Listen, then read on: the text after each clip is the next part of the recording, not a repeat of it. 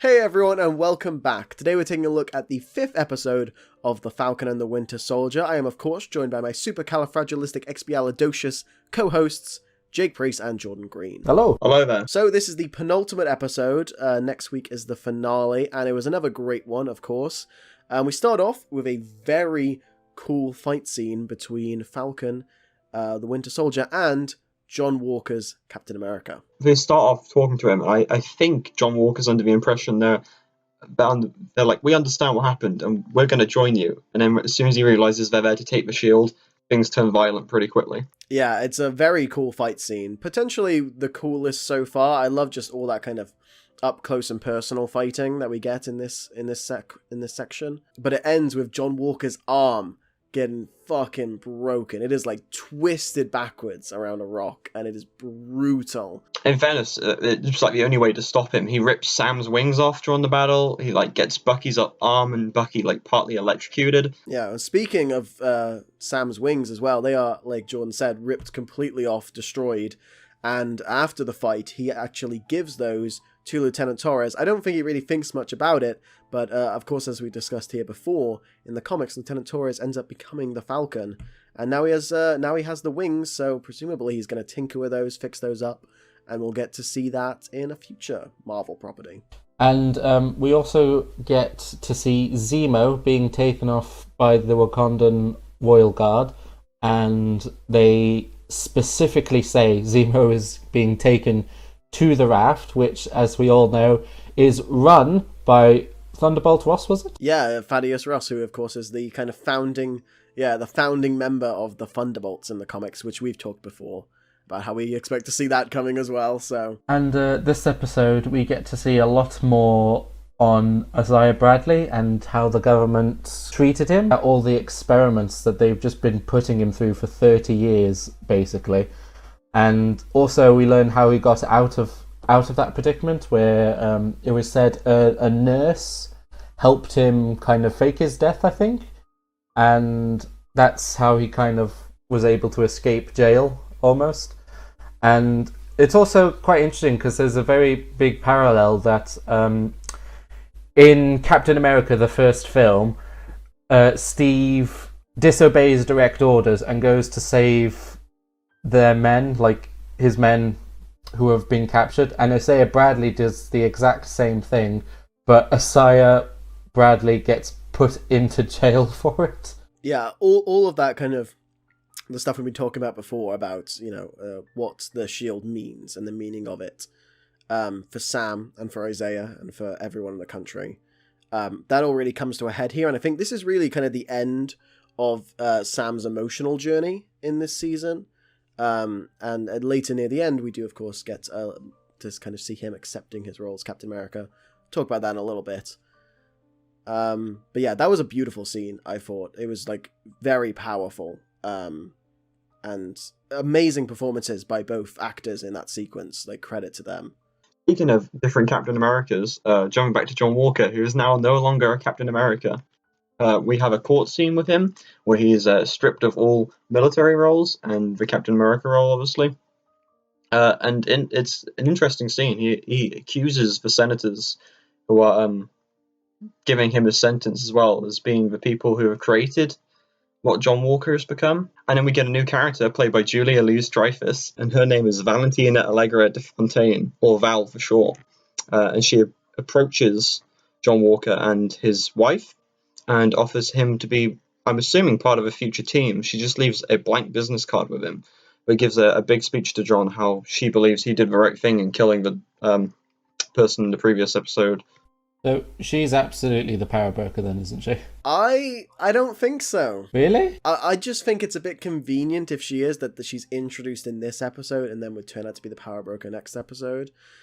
I'm not thinking it's her. I think she's a separate thing, especially since we know she was actually slated to appear in the Black Widow movie, which was obviously meant to release before this show did. But of course, due to COVID, was pushed back a ton. I think she's a whole different thing that they're going to explore in future things. I know we talked a lot about Sharon Carter potentially being the power broker, and there is a section that does look very suspect for her, involving her and Backtrack the Leaper, who we'll talk about in a bit. But I still think it's a misdirect. I think it could be someone unseen that we haven't heard of yet, because it just seems so obvious that it's Sharon whenever we see a scene with her, and she's making, like, calls, looking suspicious. I'm thinking of someone else.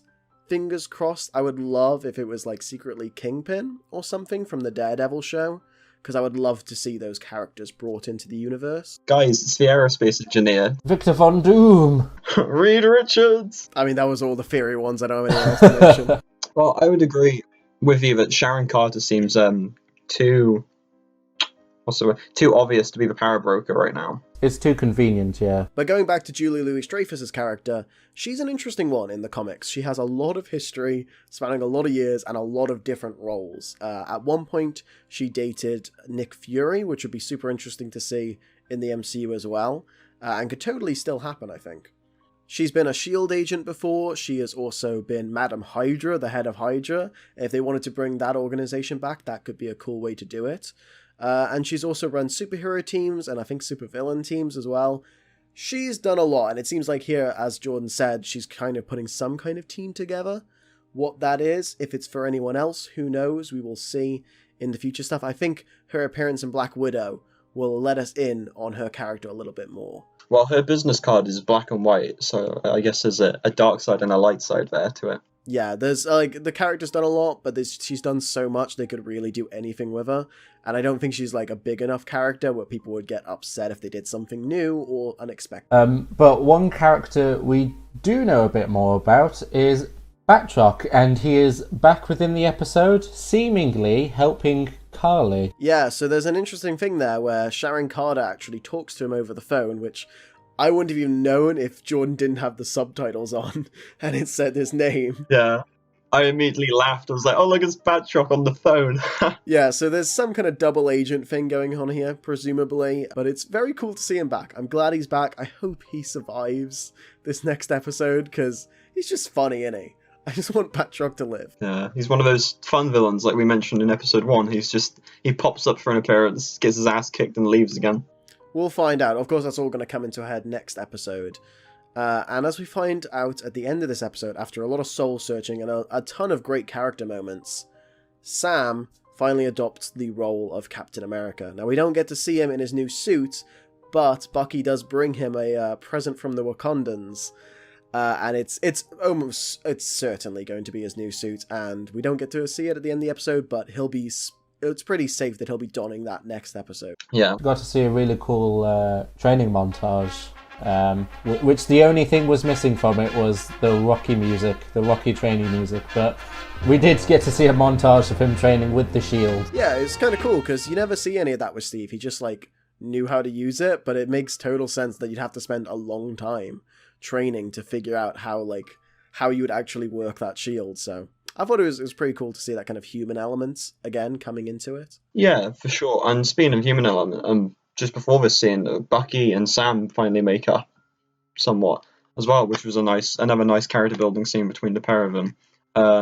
Bucky helps Sam out with the boat, flirts a bit with his sister, which is quite nice. And Bucky leaves at the end of this episode after some good advice from Sam, to go and make amends with at least one person on his list properly, apart from just apologising to them, and finally give him some context for whatever situation he's been involved in they want to learn about. And he's totally going back to meet the old guy from the first episode. And then at the end of the episode, in a post-credit scene, we see John Walker forging his own shield. It did give me kind of like original Iron Man movie flashbacks, weirdly. Yeah, with like the clanging was like very reminiscent of it. So I think that's kind of the official birth of the US agent. I think I said that last week, but you know, he's no longer Captain America. He's got his own shield. We'll definitely be seeing him next episode in some capacity. We don't really know what's going to go on there as everything kind of collides together. But I think that's about it. Thank you guys so much for watching. Make sure to hit the subscribe button to check us out next week as we cover the finale and do an epilogue on Falcon and the Winter Soldier. It's been a great show. Thank you all for watching. Thanks for watching. Remember, crack an egg.